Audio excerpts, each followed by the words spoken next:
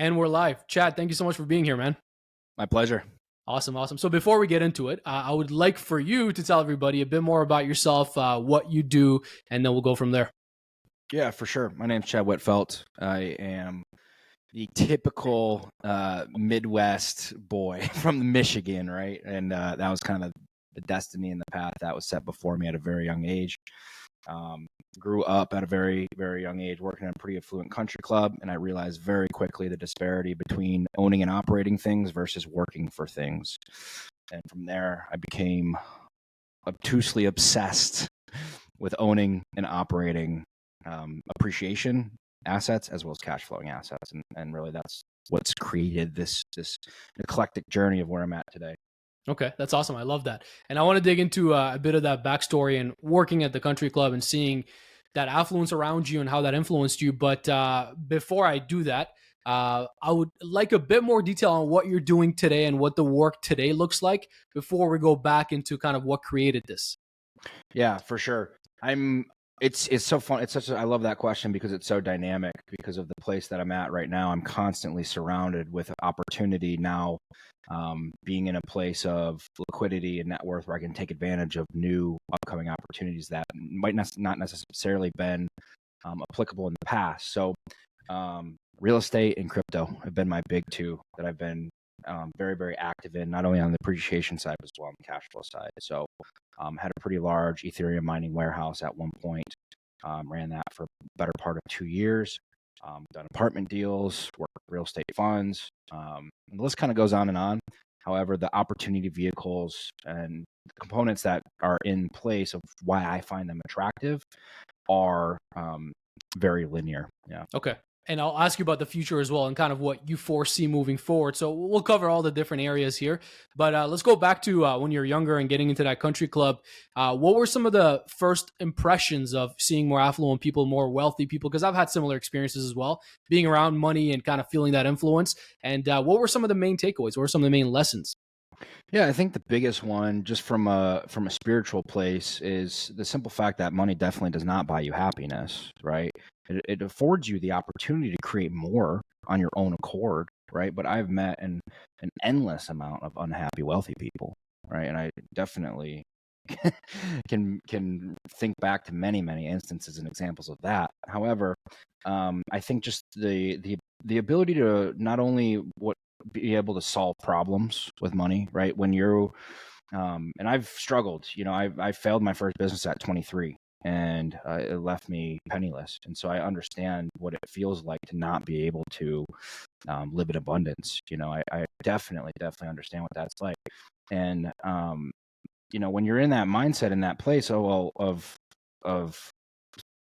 I guess a lack of abundance, you don't get to afford yourself the ability to solve problems with your bank account, and that's hard, right? Everything's a problem. When you're broke, everything's a problem. Your car broke down, you need new tires, you got to pay your insurance bill, you got to fill the refrigerator with groceries, you got, like, every single thing is a problem because you have no money, you know. And so just seeing firsthand at a very, very young age the disparity between the life that money can afford you. Now, it's such a double-edged sword. Sure. And the reason I'm pausing so much if you're listening to this audio is because I'm going through some very pensive thoughts that I might not have beforehand.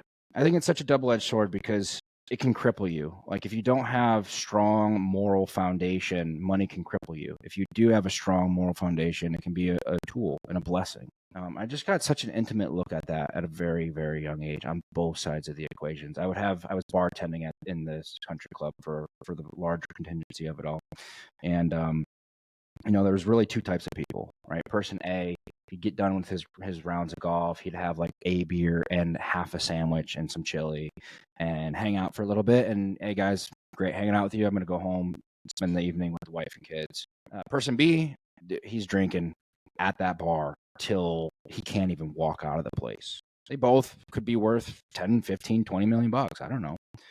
But at that age, apparently seeing them have the entire world at their disposal and what they did with it was very, very eye-opening at that age. And I think that's what ultimately led and curated my path. That's a really interesting answer. And I didn't interject when you were pausing because I could see that you're thinking Yeah. and you wanted to dig deeper into your answer. So I wanted you to really fully expand. And I love to always ask, open-ended questions as much as, in sales and business, it's a bit of a different game. But on podcasts or, just in conversation, I don't want to lead you towards a specific answer. I'm way more interested in what you actually have to say and what your thought process is and really getting to understand your psychology. So I'm very much interested in that. Yeah. And I appreciate you taking your time and going through all the different angles and different sides of this question. One thing that I always talk about is when it comes to leadership, we see what we want to do and what we don't want to do as well. So it sounds like you saw that with these wealthy individuals coming in. Some of them have a good life, some of them don't. And you're absolutely right to take away the fact that, money doesn't solve all. But money definitely is a tool that makes life a lot easier and gives you a lot more options, as I'm sure you've learned along the way now. So that experience opened your eyes. What's the next step? What is the execution where you start putting some of this information into practice in your life? Yeah, I mean, to be honest with you, I'm certainly not the smartest guy in the room, even to this day. Like, I don't know exactly what my IQ is, to be honest with you.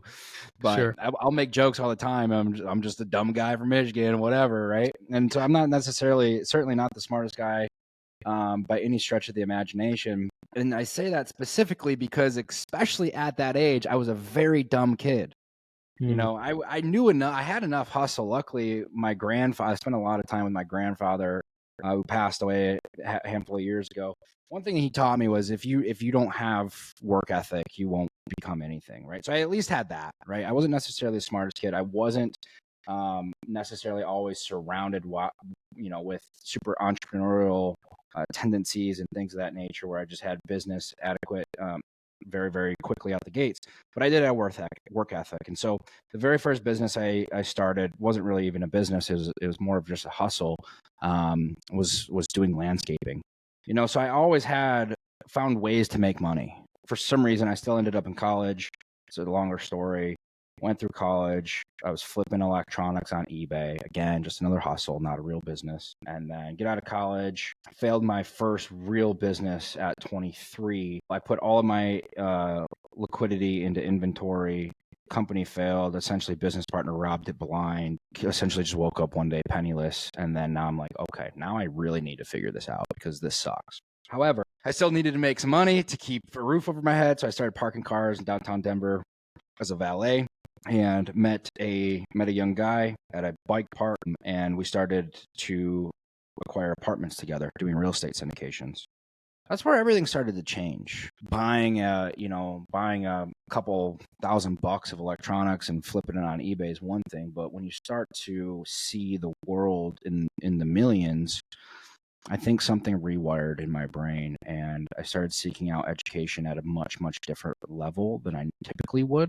I started having more intellectual conversations with more affluent people doing real big deals. And I think that's where everything started to change. Thinking outside of, okay, here's a little hustle I can make, 50, 60 grand extra doing this thing or that thing, to, okay, let's do something real here. It sounds like that was your pivotal point from being a hustler to a businessman, working on bigger deals, working on bigger projects, or at least with a bigger, longer term vision. I actually want to ask you about that because you mentioned this, and I think it's a really interesting point, especially nowadays with a lot of younger individuals. How do you distinguish between what's just a hustle, a short term hustle to make money, and what's a real business? Yeah, I call it the rule of 6 months. This rule of 6 months will determine whether or not you have a real business or a hustle. If you can remove yourself from your company or your business for 6 months and incur revenue at or exceeding your current baseline, you have a business. If not, you have a hustle. And either one's you're going to go through the season of having it. If you're there, and I've been there, I have businesses that are there right now. That is truly the detriment of the common entrepreneur. They think they're there. They think they can leave the company. They think they can pull themselves out of the business and go to Mexico for 3 months and then go somewhere else and, piss off their business. And then they come back 6 months later and they're in the black, or they're in the red, 30, 40 grand a month over month for the 6 months that they were gone. And they were certainly not in a place to pull back from that company. And either one's fine. You're going to go through seasons of it. Like I said, I'm in seasons of that with some things right now, some things I'm not.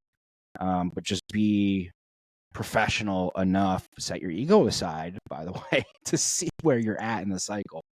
Taking yourself out of the business and the business is still operational. I thought initially you meant 6 months that you've been in that business or in that industry. And I was going to say you're being generous, man, because to me, if you've done anything for less than 3 years, I don't look at it as you're actually in that industry or a player in that industry. 3 years is my minimum baseline for a real business in that sense. But you're absolutely right to take yourself out of the picture and have the business produce and be operational. That's always a good gauge on the business. Okay.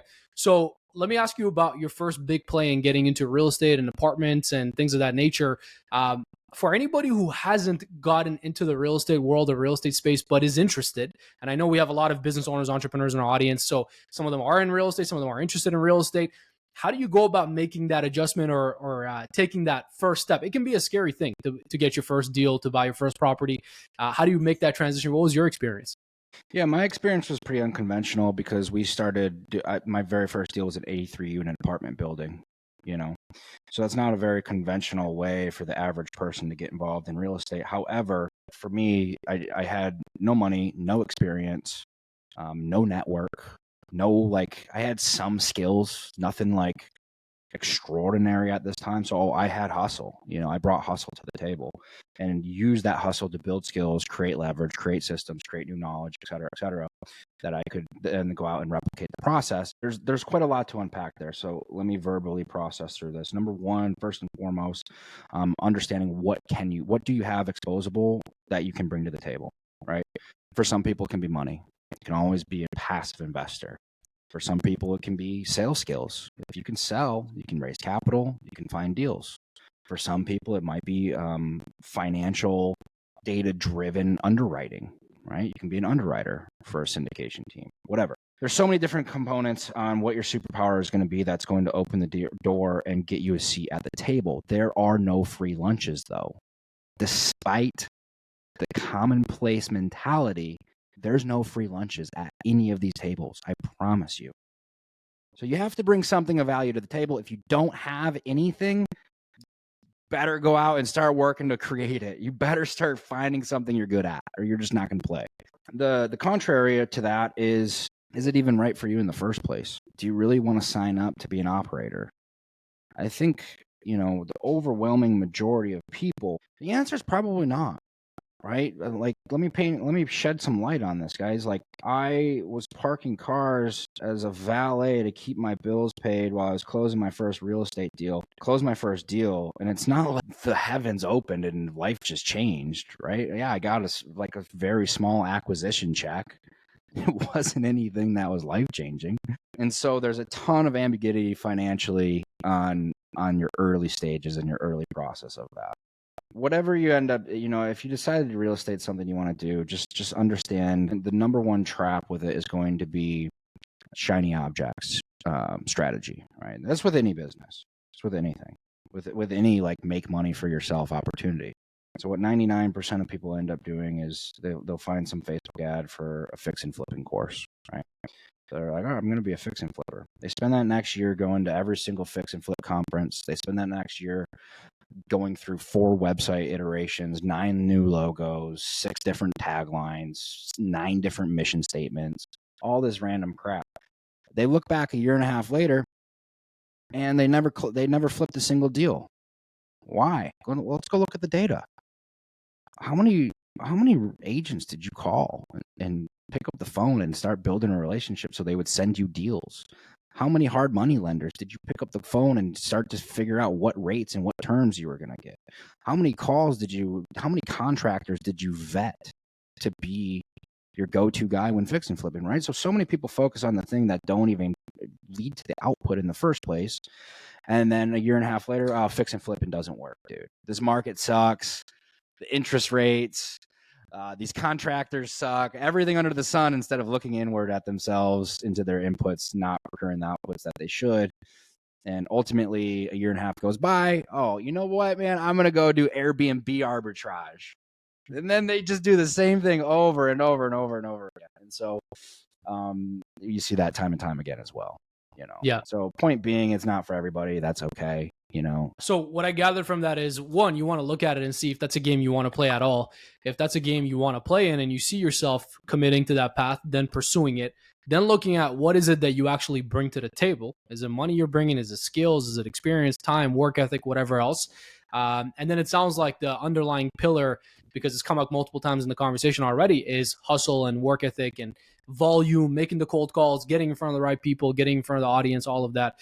It sounds like that's a big factor for you. So I really like those, and especially the first point, right? Because for me personally, I'll give you my take on it, and then I want to pivot the conversation into the crypto world as well. And I think this is a perfect segue. Me personally, I'm a very conservative investor, you can call it, and I only play in areas that I have that are within my circle of competence. I'm very much like a Buffett type investor, very low risk and high reward.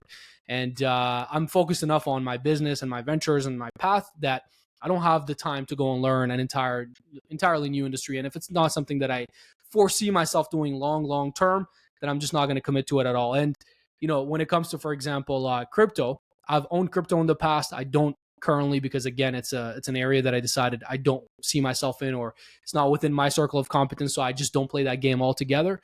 As Buffett says, I don't play games I can't win, and or I don't have an inherent advantage in. So I think that point you brought up is a really good point, but that applies to business as well, not just investments. I see a lot of younger people nowadays trying to go into any and every industry, follow the hot trends, just like you said. You named a couple of them there. I didn't say it, you named them. But I see everybody jumping into these trends, right? And it's just because they think it's the hot topic. So I think what you said, do you want to play that game, and do you see yourself committing to that game long term, is really the first and foremost question to take a look at. So that brings me to the crypto space. Now, I want you to kind of play devil's advocate here, and let's start with the downside. Let's start with the red flags and areas where people should avoid, because I've seen a lot of that, and unfortunately, it's tainted the entire industry. And I'm aware there's a lot of good in the industry as well, and we'll get to that. But I want to start from somebody like you who has experience in that space, and who, those are one of the two spaces you mentioned you really specialize in. What are some of the downsides, and what are some things to look out for that we need to avoid? Yeah, well, I think first and foremost, the biggest and most obvious downside is you essentially have the entire world, 99% of people, looking at decentralized finance and cryptocurrency. They don't treat it, all the components that you just said, right? I only play in things I understand. And even if you don't, and here's the other thing too, let's just say you were less risk adverse. You're still obviously extremely intelligent man, right? So let's just say you're less risk adverse than you are. And you say, hey, it's crypto. I don't really know this stuff. I think it can be the future. You're gonna pull back the level of risk you take on by reducing your capital position than you normally would if you were making an investment in something you know. What you've seen play out over the last 3 years with this stuff, man, people are taking HELOCs on their homes, the roof over their family's head, to buy something they don't even understand. When you follow the sheep, you get led to the slaughterhouse. And that's ultimately the ultimate problem you have here with crypto. That's a very good way to put it, by the way. I'll let you continue, but that's a beautiful way to put it. Yeah, man. I mean, it's true. You have people who became overnight millionaires because of it. It's true. You do. But guess what? The average person, by the time they hear that, they're already late to the party. Right? So most of the people getting involved in it are chasing a pipe dream without any foundation or skill set. I think what I do differently than what everybody else does is I treat it like a business. I don't treat it like an emotional wheelhouse at Vegas with the guys weekend at Vegas with the boys. Let's get all drunk and gamble too much money on roulette and regret our life on the plane ride home. Right? I'm not the guy. I don't even gamble. In Vegas. My girlfriend actually took me to Vegas for my 30th birthday, and she tried to get me to put $100. She gave me $100. She's actually sitting behind me laughing right now. She gave me $100 in chips. Said, put it on I don't care what, put it on your birthday numbers, put it on black, put it on red. I'm like, I'm good. You do it. I don't want to do it. I don't want to touch anything that I have no idea what I'm doing. I don't want to be a sucker. I don't want to be the sucker in the room. I don't want to touch anything. I have no control over my inputs and my decision making, because I'm like a ball of dough. I don't know this stuff. I've never gambled in my life, so I don't do it. Right? And so I love that. people will come to crypto with way too much risk and no education and just get absolutely slaughtered, plain and Mhm. simple. And if you're that person, you're emotional about it, you let emotions run your decisions, etc.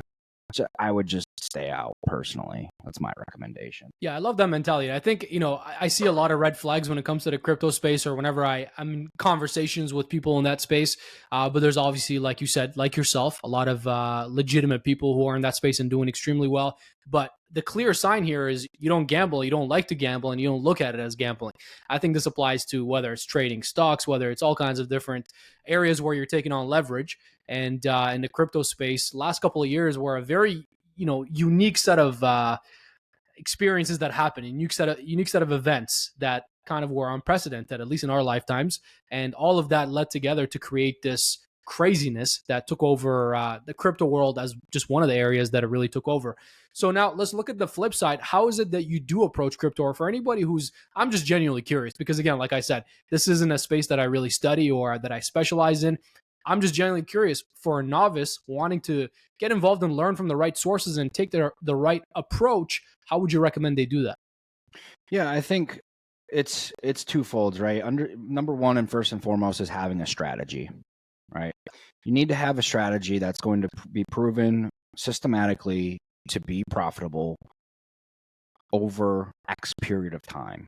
And I promise you, that strategy can't be, oh, my friend posted buy this on Facebook. I'm going to go put a random $1,000 into it and see what happens. That's not a strategy.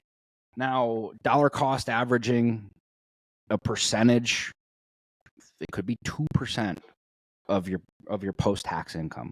It could be 1%, it could be 0.5%. Dollar cost averaging that into the top 3 market cap cryptocurrencies over the next 2 years with a 5-year hold period, and that is a strategy. You thought about it. You took time to think about what it was you're going to do. It's not a random act of emotional event, right? So there's all kinds of different strategies, right? But having a sound strategy that you've actually thought about, not only about what you're going to do, but the amount of risk you're comfortable allocating towards that strategy. The part where emotion, not only do you have risk management, but you have emotional management, and the two of them are tied very, very close, right? Because when you over risk, you're going to be over emotional. And when you're over emotional, you're going to make irrational decisions. Now, couple that without having a strategy, you have nothing to fall back to, right? You have nothing to fall back to. So that's very, very important. The third component that comes from those two is when you have a risk management strategy, an emotional management strategy, and then an actual physical strategy, it becomes much, much easier to stay out of the noise. It becomes much easier to stay out of the hype and all the bull crap out there. Right? I can't even begin to tell you how many conversations I have with remarkably successful individuals getting scammed in crypto. It's like, dude, you've done over 30 million in real estate. How'd you just get scammed 100 grand in crypto? Right? It's because they just throw it out, And so the scams, I mean, I have full trainings on what the scams are, how to avoid them, all that good stuff. There is not some guy, I promise you, there's not some guy on WhatsApp you're going to send your Bitcoin to, and he's going to give you a 500% return per month. I promise you, that does not exist. Right. So if it looks or even remotely like a scam, I promise you it is. Yeah, I mean, if you're falling for scams of that nature, we got bigger problems to deal with than your investment strategy. So yeah. I'm with you there, and I'm glad you mentioned. There are a lot of traps, if you want to call that, in this space, and you need to be wary of that. So I'm happy to see that you're acknowledging that, because I feel like a lot of people in the crypto space are almost consciously not acknowledging some of these, things that are going on, and I think it's more important to address it and then teach people the right way to approach it. So it sounds to me like for the novice, your advice would be to look at larger market cap cryptocurrencies, DCA into those investments over a period of time. Make sure you're tempered in your decision making process and treat it like any other investment, which I think is a pretty good call for anybody starting, whether you're starting with stocks, crypto, whatever else it might be. So that's definitely sound advice. I wanted to ask, what was it that really drew you towards crypto specifically? Because obviously there's real estate, there's all kinds of other investment spaces, all kinds of business niches. What was it about crypto that, the light bulb went off in your mind that attracted you to it? Yeah. So I grew up with a really good. He's still one of my great friends today. Nerdiest kid you'll ever meet. I mean, this kid would literally take apart computers for fun, like go into hacking into networks for fun, like just the nerdiest nerd ever. And I'll never forget the day we were skateboarding in my driveway, and we're kids, man. I'm 30, right? So this is over 10 years ago. He started talking about Bitcoin and the Silk Road and Tor browsers and all this stuff, right? And I think him and I bought a Bitcoin each at, I don't know, like $275 or something. Wow. Please tell me you kept that. Yeah. Oh yeah, absolutely. Okay. And I love it. and so that was really just like the first simple iteration of it. Years and years go by. He had a real estate property, long-term single family rental, year lease, 3-bedroom, 3-bath, and the lease came up. He decided not to release that to his tenants because he wanted to mine Ethereum out of it. And I went back home. I went back to my hometown and for Thanksgiving, and he showed me his farm, and it was like something out of a movie. I mean, it was far from neat and professional, right? But the ether cables everywhere, power cords everywhere, fans everywhere. It was insane. He pulled up his operating system to show me what kind of deposits this house was making. And you run the math on the cash on cash return. And, if you got at that point for me, not, I had him, right? He had the experience. He had one up and running, making incredible profit. At that point, I had dug myself out of my little hole that I put myself in, and had the money to start buying equipment and buying hardware and setting it up. And my first iteration of that was a $15,000 GPU stand. I had, I don't know, 8 GPUs on it, and I invested, like I said, 15 grand, and it was probably pulling, let's just say $2,500 profit per month, roughly. Right. I just remember like looking at it, like, and I would call it this is going to sound awful. I would call it my little McDonald's worker. This thing was making me minimum wage 24/7 plugged into my wall.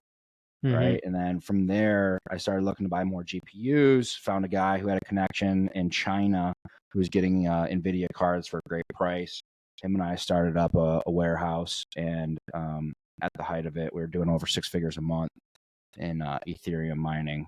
And when you looking at opportunity and providing my own risk analysis, one, cash on cash return, cash flow's king. Everybody knows that. 2, I had an exit strategy. So I was willing to take on the risk, Got it. And it paid out handsomely. Love to hear that. Always love to hear the success story too, right? It's not just about all the ups and downs and everything else that we look at. A lot of times as entrepreneurs, I feel like we look at all the lessons and the trials and tribulations, but it's nice to also let people know there is a reward at the end of that type of work ethic that you have. There is a reward at the end of strategies that you implement. There is a reward, and at the end of the day, it's to create a better future for yourself, your family, everything else.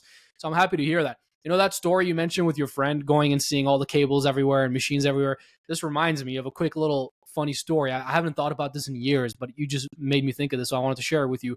I had this B2B deal happening once where I was going to go into the heart of the city. There was this corporate building, and this gentleman that I knew had a business partner. I was going to meet with them and come in and basically train their sales teams. And we were in the initial steps of negotiating that deal.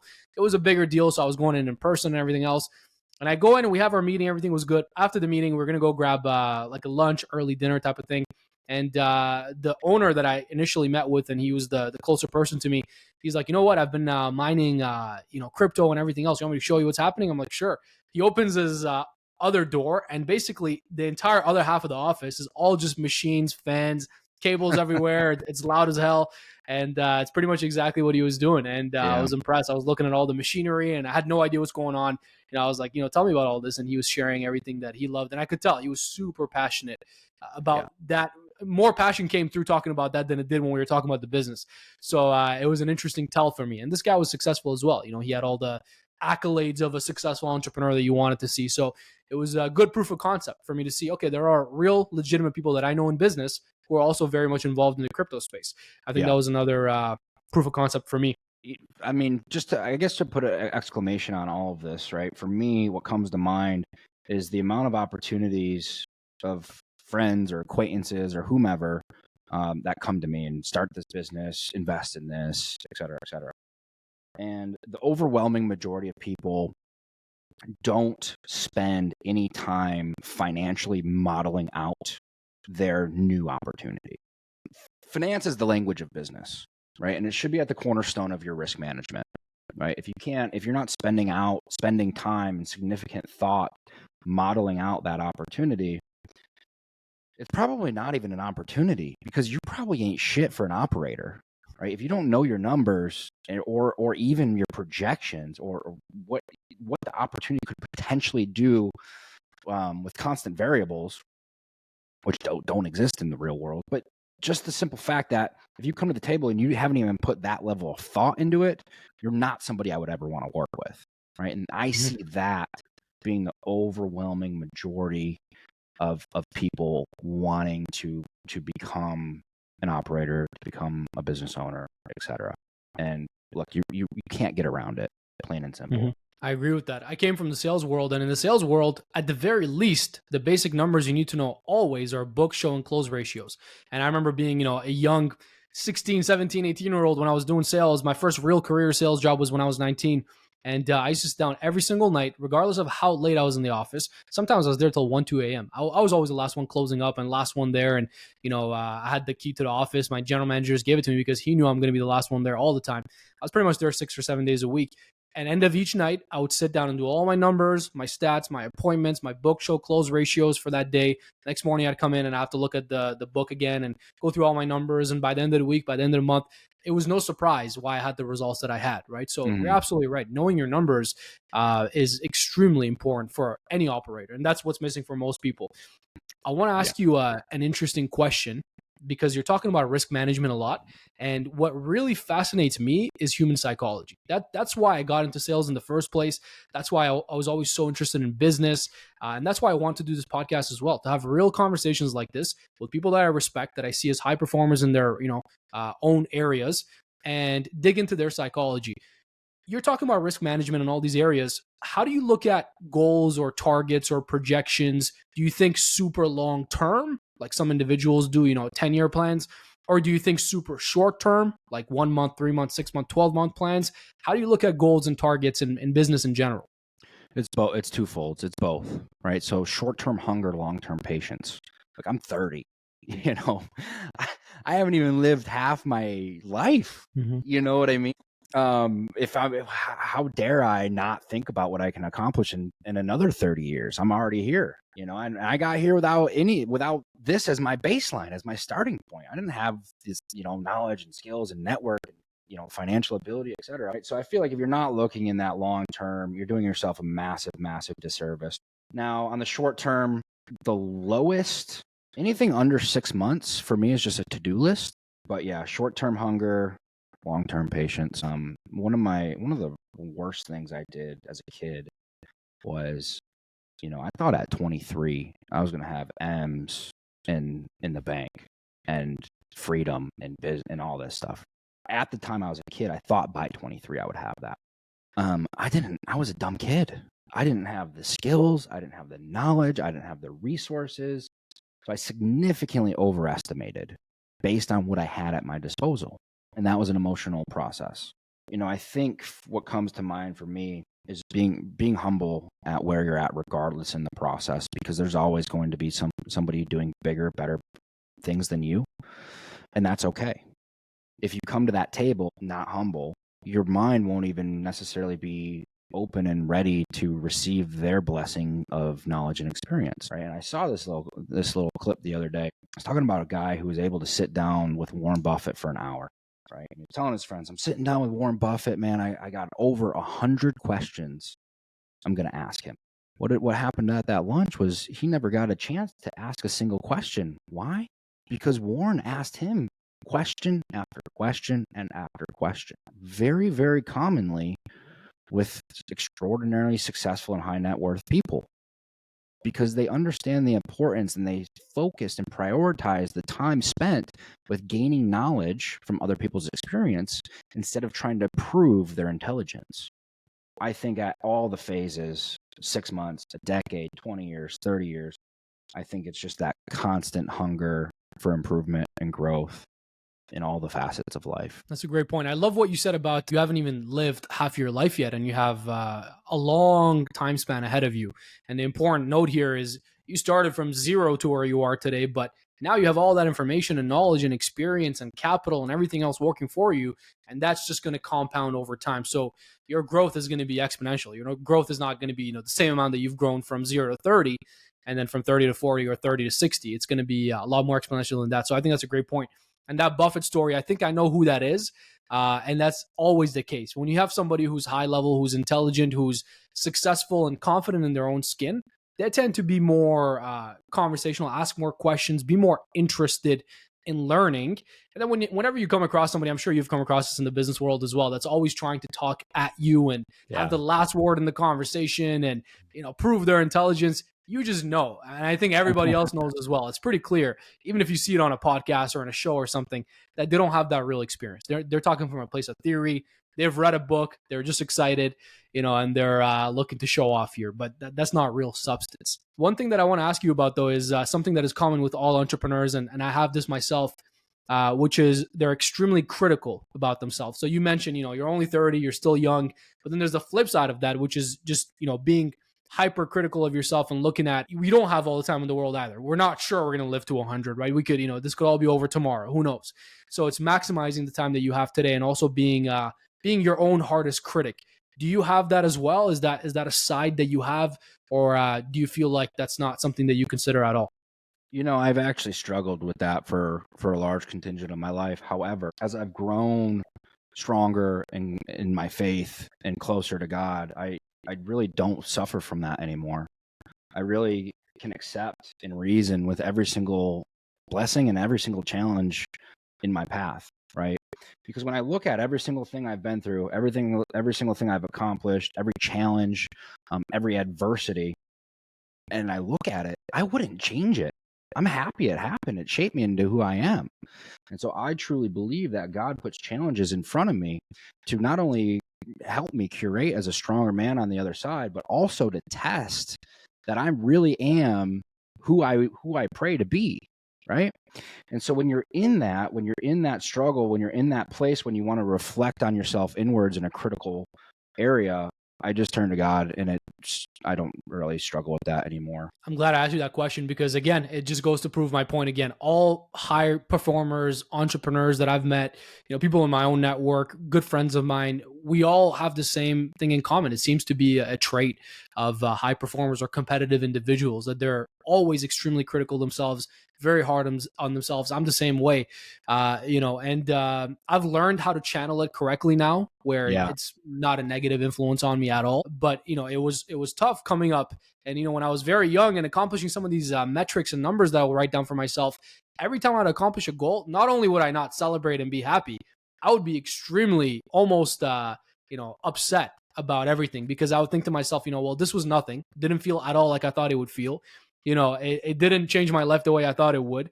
And I could have done this way sooner. So I've only been wasting time, right? So I always felt that way. But I think it's also that same thing that drives you. So it's important to have that piece of you that is always your own hardest critic and holding yourself to the highest of standards. You mentioned faith, and I say this in the most respectful way possible. It looks like religion and faith is making a comeback, because I'm talking to a lot of people, and nowadays a lot of entrepreneurs. I was just talking to a good friend of mine who I had on the podcast. He's a high-level fashion designer based in Italy, very, very high-level guy. And I asked him a question about finding your gift, finding your passion the way he has, and he said, just pray. And I was surprised because I didn't know he's a particularly spiritual person.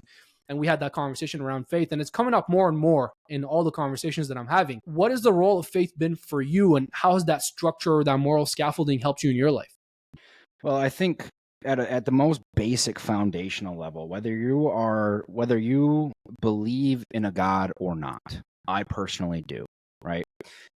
You can't argue that if you put yourself in a room of people that are there to better themselves, to protect, to provide, to show up as the best individual that they can in this world, that good things aren't going to come to those people, right?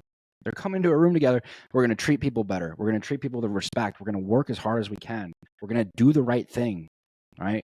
We're going to cherish and protect our relationships with our friends, our family, our significant others. We're going to stick to our word. We're going to do right even when it hurts, right? There is such a thing as heaven on earth, right? All of those things can create a better life for you here, whether you believe in something in the afterlife or not. I think that's undeniable, right? If I believe that God has a perfect plan for me, right, it allows me to make sense of lawlessness. It allows me to make sense of troubles and challenges and adversity. It allows me to make sense of darkness. And when light exists, darkness goes away, right? So when I can look to the light and I can look to God to guide me, I don't have to find myself holding the burden of darkness on my shoulders anymore. Just even surrounding myself with good, godly men, strong men that actually stand up for what they believe in, that actually have courage, right? That, there's so many components there. Same within my relationship with my significant other, right? You find a woman who doesn't want the world to see her full of promiscuity, right? Who doesn't want to give the world access to her body, right?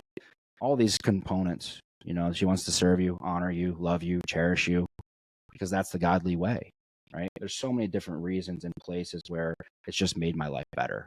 That's exactly it. And I think what I notice in a lot of people who are particularly religious or spiritual and in touch with their faith, whatever faith they may follow, it's that structure in their life, that discipline in their life always improves their life. Yeah. There's no two ways about it. Whether, like you said, whether it's real or not, whether it's true or not, whether we die and perish into nothingness or reincarnate back into the universe or, go to some place called heaven, whatever it might be, these principles in your life, these moral structures and scaffoldings in your life definitely lead to a more disciplined life. And a more disciplined life always leads to more fulfillment, more success in the long run. So that's something that I see as well.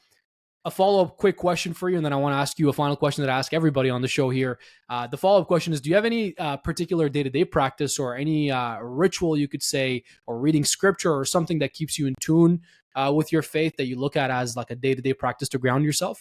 I think for me, I pray every day.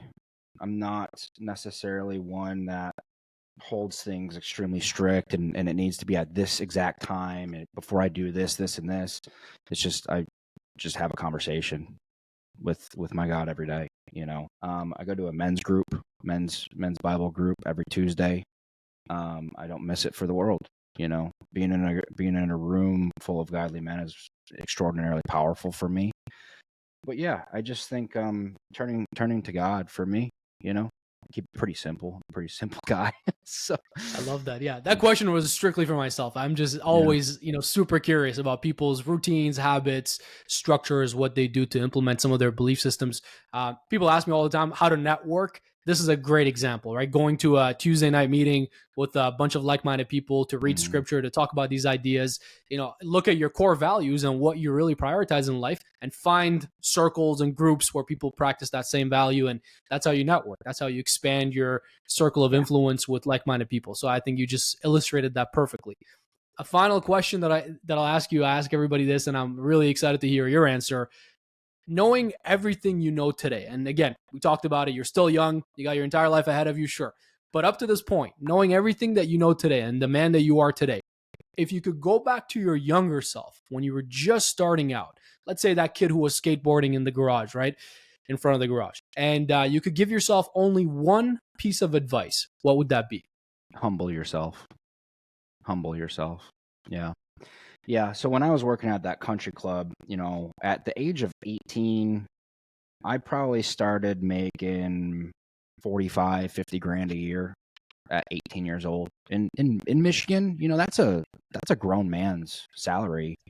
Sure. 12 years ago. I thought I was the man. I thought I had it all figured out. I thought I was so smart and this and that, and I could do anything and blah, blah, blah. And so I should have done a much, much, much better job seeking out knowledge, wisdom, experience from that affluent circle than I did. And the reason why I didn't is because I had an ego for that entire period of time. I had way too big of an ego. And yeah, that would certainly be my biggest regret.